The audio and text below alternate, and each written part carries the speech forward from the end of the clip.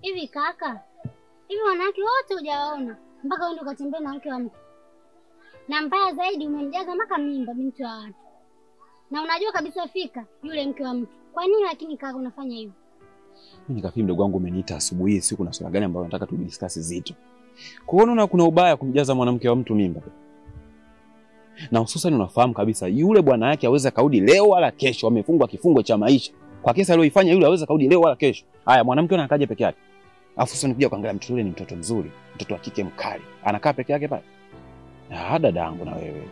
Ubaya kumjaza mimba mke wa mtu. Kwa nini unapopo sahihi? Wanawake wote hujawaona ndio kama yule ndio mzuri peke yake. Mtaani kote mabinti wote hujawaona. Mpaka yani unatoka hapa na mkwadu zako unaenda kumtongoza mke wa mtu. Hivi kaka unajielewa kweli? Sasa hayo ni matusi. Sio matusi kaka, nakwambia ukweli. Hicho kifanya sio sahihi kweli kusema kweli. Hayo ni matusi. Mimi kakako kumbuka, huwezi kuniambia maneno kama hayo. Labda nikwambie, mimi ni mzee wa kuichapa. Na kama unaona kuna ubaya wowote, sawa. Lakini yule ni wifi yako kuanzia sasa ninapozungumza. Hiyo no discussion. Nadhani utakuwa umenielewa. Wewe mzee wa kuichapa Mimi ni mzee wa kuichapa. Na siku zote. Asifunza mama afunza na ulimwengu. Na ulimwengu sasa hivi ndio itakufunza. Ndugu wangu, mimi ni mzee wa kuichapa. Nini? Jamani, hasina tatizo haya. Msimu.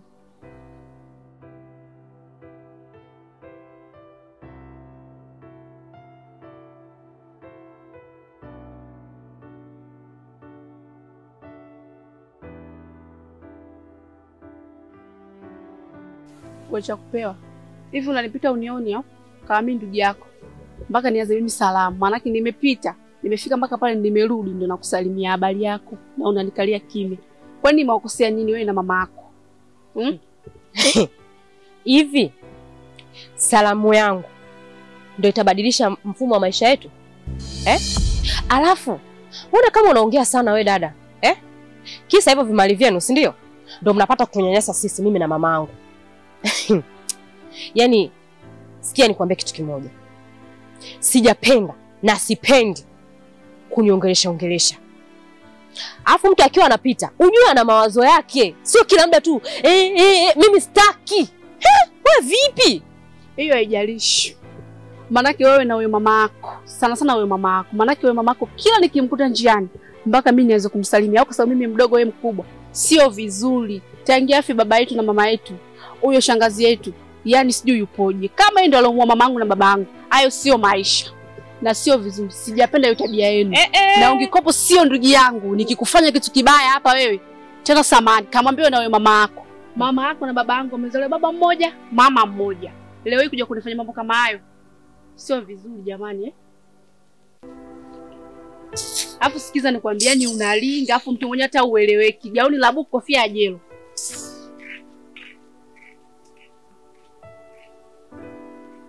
Sina shida aishi mpaka siku ya mwisho.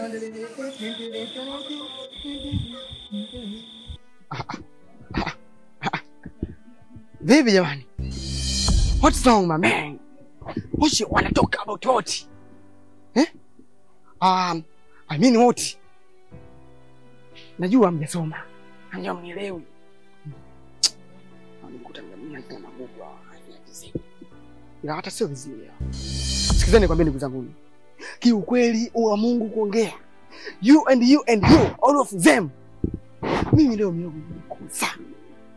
Hivyo nimepata miogo michache tu hii.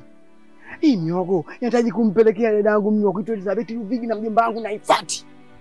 So, what next? Next. Leo sina kitu. Nimekosa kabisa ndugu zangu. Naombeni mnielewe. Kesho. By the way, nitawaleteni. Hivi boya. Unaona kuna sura kula miogo hapa? Wewe lipa ushuru wewe nini wewe? Wewe vipi wewe? Sikiza nikwambieni bwana. Acha kunitisha basi. Mimi nalipia ushuru.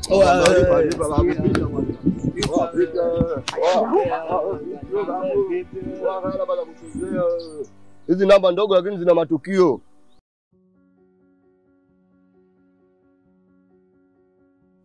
Wanasema kanisa ni mahali popote. Iwe watu wawili hata mmoja, hilo ni kanisa.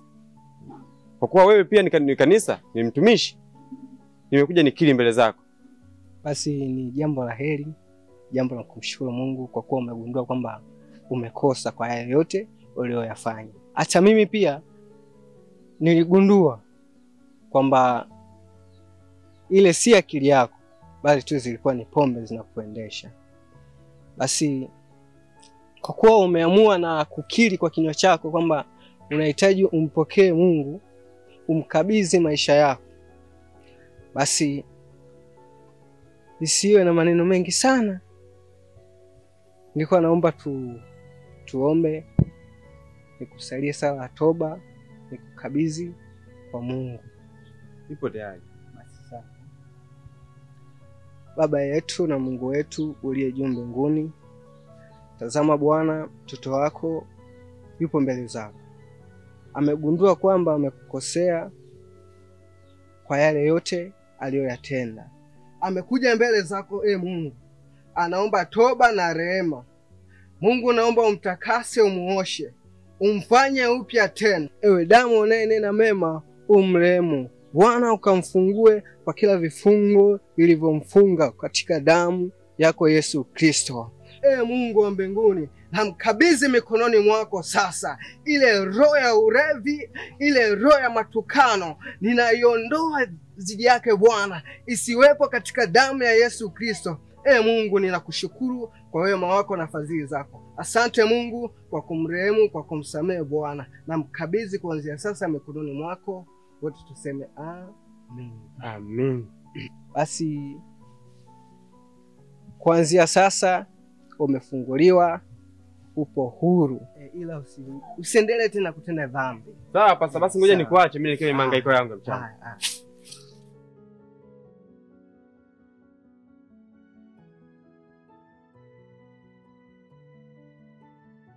Hivi ndugu yangu, kaka yako anajitafutia nini? Yaani shoga yangu, wewe acha tu.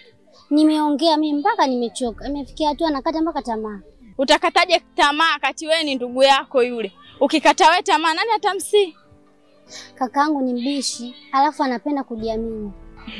Kujiamini kwake ataingia matatizoni. Yule ni mke wa mtu, nakumbuka mke wa mtu ni sumu. Kaa naye chini kaka yako na umwelekeze kiumakini. Sawa, nitajaribu shoga yangu, lakini kwa kitu cha kakaangu unavyokijua, sidhani kama atanielewa. Ndio fanye hivyo. Okay, sawa. Kwa heri. Haya, poa.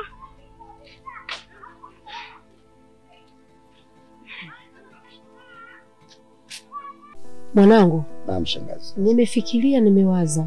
Nikaona si vyema nikae tofauti kutoka kuita. Nimekuita mwanangu ili tukae tuongee kuhusiana na mali zetu. Kwa namna moja na nyingine kitu kizuri sana ambacho umekiwaza, kwa sababu mimi naamini wewe ni mbadala wa baba. Na kama wewe ni mbadala wa marehemu baba, kwa maana kila kitu ni sahihi wewe kusimamia kwenye nyakati za kwa sahihi. Nashukuru mwanangu kama umenielewa na umefika kuja kulisikiliza hilo. Ila nina wazo jingine zuri na jipya. Jambo gani hilo shangazi? Nilipenda muishi pamoja kwa maana ya kuoana na cha kupewa, ili muanze maisha kwa pamoja ili mali zetu zisipotee. Shangazi, sasa linawezekanaje hilo shangazi? Mwanangu, unatambua mimi ni mtu mzima? Shangazi, hizi ni tamaduni za watu wa tofauti na bara letu. Sisi bara la Afrika shangazi, hatuna haya mambo. Haya mambo yako Ulaya, huko Uarabuni. Waarabu ndio wana haya mambo shangazi, ya kuoana wenyewe kwa wenyewe. Afrika hakuna mambo haya. Naomba unipe muda shangazi. Ingawaje kwangu si rahisi kupokea hili kwa wakati huu, lakini naomba unipe muda shangazi nikafikirie. Nategemea mwanangu utapata majibu yaliyo sahihi. Sawa shangazi. Sawa, basi ngoja mimi niwaache shangazi.